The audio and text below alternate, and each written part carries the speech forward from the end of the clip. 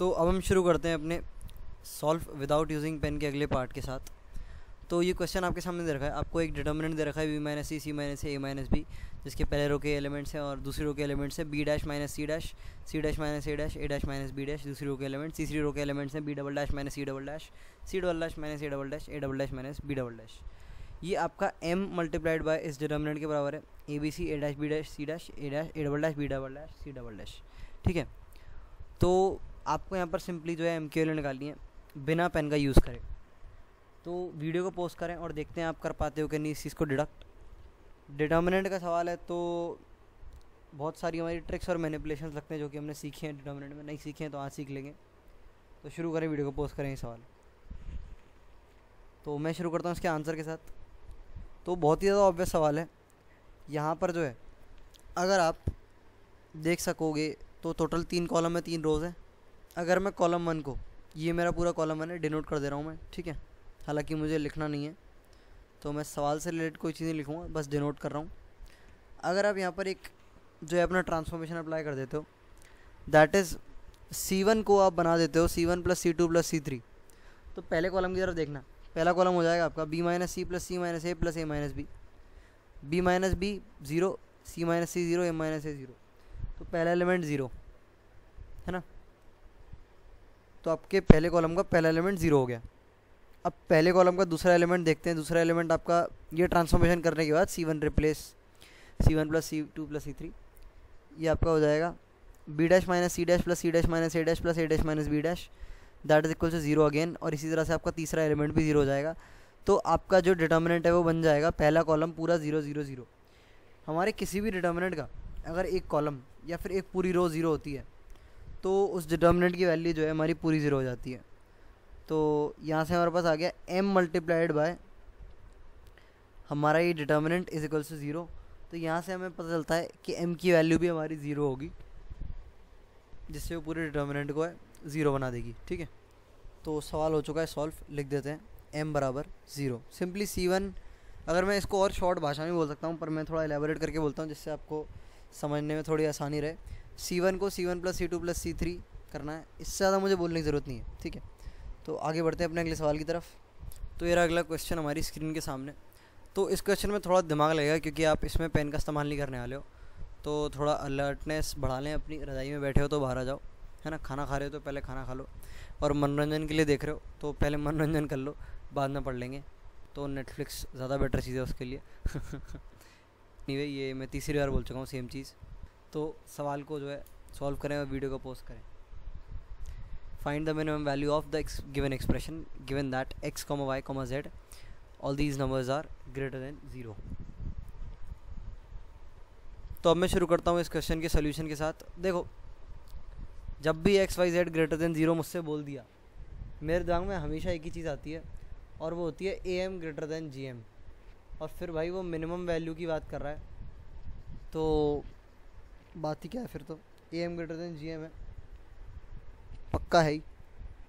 अब हमें करना क्या है कि हमारा am में तो कहीं ना कहीं से मतलब एक इक्वालिटी की साइड पे x square plus Y square plus Z square बनाना है, और इनइक्वालिटी की दूसरी साइड पर जो है एक्स वाई जेड या फिर k into X Y Z को होना चाहिए। k हमारा आंसर हो जाएगा, क्योंकि एक्स वाई जेड, ध्यान से सुनना मेरी बात, एक्स वाई जेड को हम क्रॉस मल्टीप्लाई करके इक्वल टू के या फिर इनइक्वालिटी के लेफ़्ट साइड पे ले आएंगे और डिवाइड मार देंगे।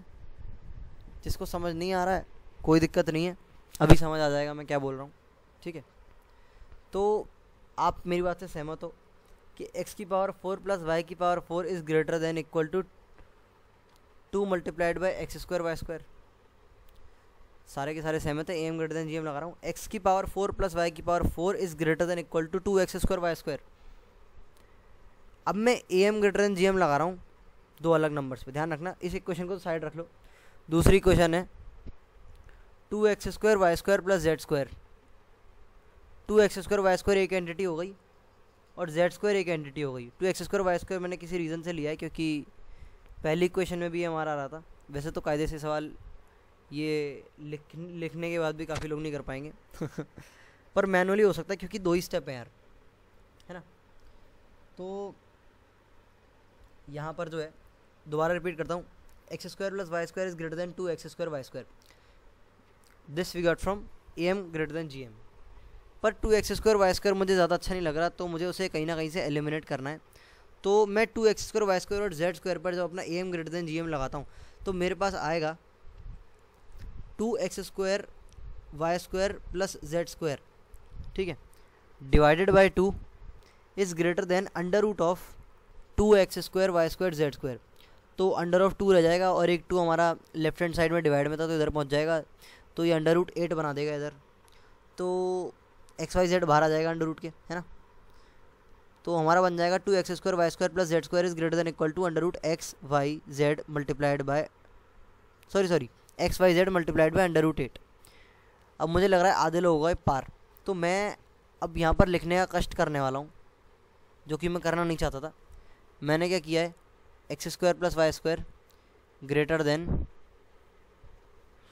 2x square y square. पर ये 2x स्क्वायर वाई स्क्वायर मुझे ज़्यादा अच्छी चीज़ नहीं लग रही थी, तो मैंने 2x स्क्वायर वाई स्क्वायर और z स्क्वायर पर जो है अपनी एक am ग्रेटर देन gm की इक्वेशन लगाई। तो ये मेरा आया 2x square y square plus z square is greater than equal to, यहाँ भी इक्वल टू आएगा, ठीक है, अंडर रूट 2xyz और यहाँ पे डिवाइड बाई 2 भी आएगा। तो यहाँ से हमारे पास आ जाएगा 2x square y square plus z square greater than equal to under root 8xyz। तो ये हमारे पास दो इनइक्वालिटी आ गई। अब वापस से दिमाग में आ जाते हैं, इन दोनों इक्वालिटी को ध्यान में रखना। कुल मिला के मैं चाह रहा था कि ये अपने दिमाग में स्टोर रखो, ये दो इनइक्वालिटीज़ हैं, क्योंकि अब हम इन दोनों इनइक्वालिटीज़ को करने वाले हैं ऐड करोगे तो सिंपली आपका x square plus Y square plus Z square is greater than equal to under root 8xyz आ जाएगा। xyz को जो है LHS में ले आओ तो आपका बताएगा, तो आपका आ जाएगा ये x square plus Y square plus Z square divided by xyz is greater than equal to 8, यानी कि इसकी मिनिमम वैल्यू है हमारी, greater than equal to under root 8, यानी कि इसकी मिनिमम वैल्यू जो है हमारी अंडर रूट 8 के बराबर है। तो इस तरह से सवाल सॉल्व होना था। देखो generally am greater than gm के सवाल करते हो तो आपको पैटर्न पहले से ही पता होता है, उस तरह का सवाल आपने पहले किया ही होता है। तो ऐसा सवाल करने में क्या फ़ायदा यार, मतलब फ़ायदा होगा, प्रैक्टिस होगी, पर मज़ा नहीं आएगा, है ना। तो मज़ा इन सवालों में आता है जो बिल्कुल अनएक्सपेक्टेड है आपके लिए। तो ये बहुत थोड़ा सा अनएक्सपेक्टेड था, मैं नहीं बोल रहा हूँ बहुत टफ सवाल था। तो ये था आज की वीडियो में, मुझे पहली बार लिखना पड़ गया। एनीवे, बता देना कितने लोग वैसे ही कोप अप कर पा रहे थे बिना लिखे, तो मैं कभी अगली बार से कोशिश नहीं करूँगा रूल्स ब्रेक करने की।